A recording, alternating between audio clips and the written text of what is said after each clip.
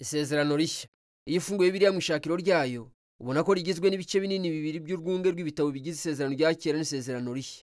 Ijambo isezerano risobanuye ubufatanye ku masezerano, ari nabyo ibi bice bibiri by'urwunge rw'ibitabo bivugaho byombi. Bitubarira inkuru ikomeye kandi igoye ku bufatanye ku isezerano ry'Imana na Isiraheli ndetse n'abantu bose. Isezerano rya kera ryitwa Tanake mu Rwanda rw'Abayuda. Ni urwunge rukubiyemo inyandiko 39 z'Abisiraheli zamaze imyaka irenga 1000 zitunganywa. Naho ibitabo 27 by'isezerano rishya byose byo byanditswe mu myaka 30 cyangwa 40 buri kimwe. Byose byanditswe n'abarabigishwa ba Yesu ku ikubitiro. Uhereye mu myaka ya mbere, imiryango y'abizera Kristo yatangiye gukusanya izi nyandiko no kuzisomera hamwe n'isezerano rya kera nk'inkuru imwe igamije kwigisha Yesu. Isezerano rishya ritangirana n'ibitabo 4 bibara inkuru, byose hamwe byitwa ubutumwa bwiza. Bibara inkuru y'ubuzima, urupfu n'umuzuko bya Yesu w'i Nazareti nk'iyamamazwa ry'inkuru nziza. Bikurikirwa n'igitabo cya 5 cyitwa Ibyakozwe n'Intumwa, kivuga amateka. Aha Yesu wazutse yahaye inshingano intumwa ze, ijambo risobanuye abatumwa bashyizweho nk'abahagarariye Yesu kugira ngo bamamaze inkuru nziza ivuga ibye mu bami bo mu bihe bya kera. Nyuma y'Ibyakozwe n'Intumwa hakurikiraho urwunge rw'inzandiko zanditswe n'intumwa.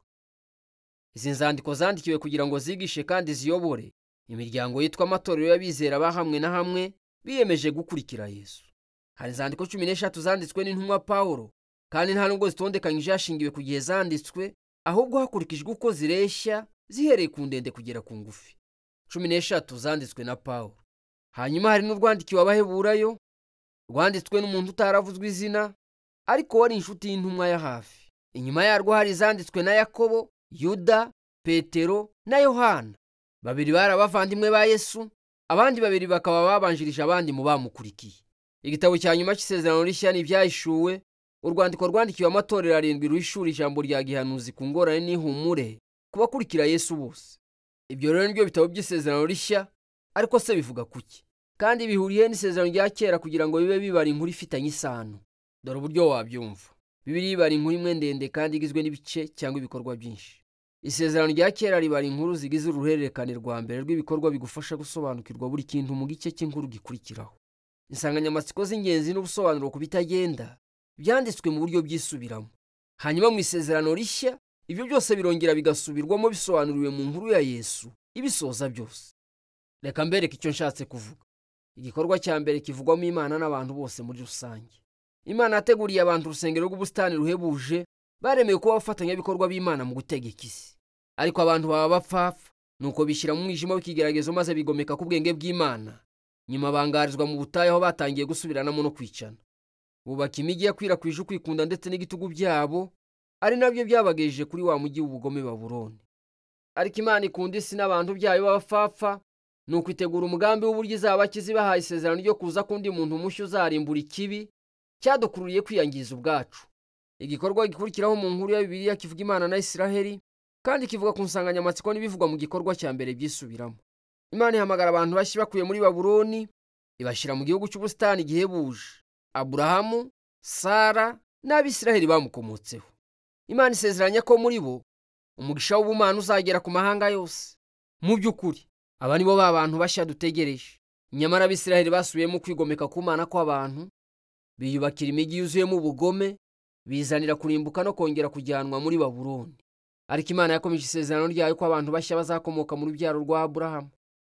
Uzashobora gucungura Isiraheli n'abandi bantu bakuye i Babuloni azaba ari umutambyi n'umwami, kugira ngo ahembure isi ayihesheje umugisha w'Imana.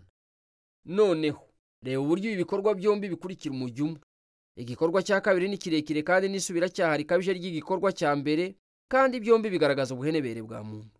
Ariko nanone byerekana isezerano ry'Imana risobanutse kurushaho igikorwa gikurikira.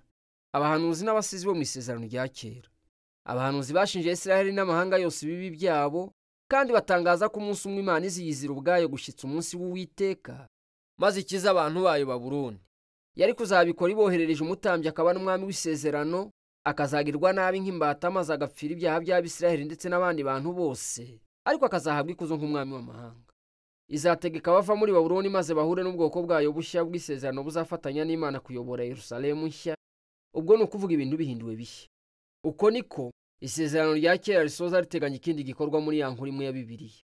Maze Iyo urebye mu isezerano rishya usanga ari ya nkuru imwe ikomereje mu buzima bwa Yesu. Reka turebe uko biri. Ibivugwa mu bitabo bine by'ubutumwa bwiza bitwereka Yesu w'i Nazareti nk'umwana wa Aburahamu w'isezerano uzagarura umugisha w'Imana ku mahanga, kandi bikanamwerekana nk'Adamu mushya uzatsinda ikibi maze agasubizaho ubufatanye bw'abantu n'Imana. Uko niko Yesu yagaragazwa nk'umuntu ndetse no kurushaho.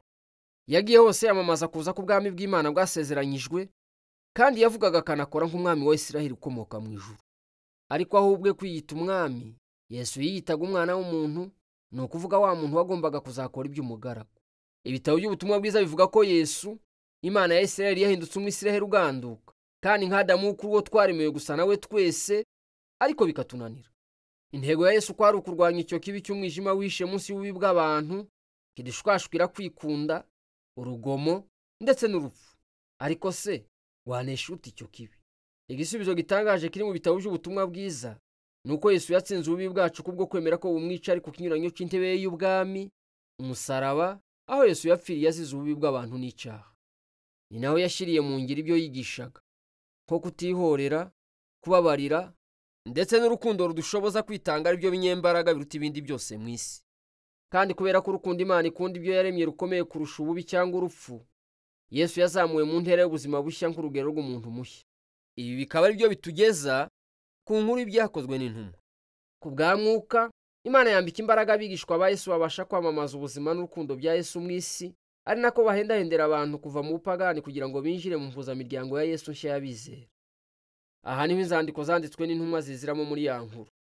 Aho intumwa zigishaga imiryango y'abakristo ba mbere, maze zikerekana uburyo ubutumwa bwiza bw'umwami wazutse bwahinduye amateka, kandi ko bugomba guha isura nshya buri gice cy'ubuzima bwacu. Buri gihe banasobanuye ubutumwa bwiza bishingikiriza ku nkuru z'isezerano rya kera ndetse n'inkuru za Yesu, batwereka uko tugomba kubona ubuzima bwacu bwite k'igice cy'inkuru ikomeye ya Bibiliya. Abantu bose baguye mu mutego wo kwisanga mu bunyage bw'i Babuloni, ariko Yesu yazanywe no kurema urugo rushya. Twese twari mu bubata nk'ubwo muri Egiputa butandukanye bwo kwikunda ndetse n'icyaha, ariko Yesu yapfuye nk'umwana w'intama wa Pasika kugira ngo atubohorere kujya mu gihugu cy'isezerano. Umuntu wacu wa kera yagenewe gupfa no gusubira mu mukungugu, ariko kuzuka kwa Yesu kwakinguye irembo ry'ibyiringiro by'ejo hazaza ku bantu bizera bose. Tubayeho mu gihe cy'ubugome, ariko ku bwa Mwuka Wera guhindurwa bushya kwa byose kudusohoreyeho none. Nuko ibi bikatuganisha ku gitabo cy'ibyahishuwe, aho inkuru yose ya Bibiliya yihuriza hamwe mu kigereranyo n'ishusho bitangaje. Yesu yerekanwa asa n'umwana w'intama watambwe, ari nawe uhawe ikuzo nk'umwami w'isi wo mu buryo bw'ubumana. Niwe ukura abantu be mu bubata no mu bunyage muri Babuloni, maze uko bahangana n'amatwara ya Babuloni bituma bashobora kubabazwa nk'umwami wabo watambwe. Ariko iyo ukurikiye umwami wazutse, yewe n'urupfu ntabwo rwashobora kuburizamo umuseke wo guhindurwa kw'ibyaremwe, ari byaha bigereranywa na Edeni y'urusengero Yerusalemu nshya, urugo nyakuri rw'abantu bose bazakurwa mu bunyage bari bamazemo igihe kirekire.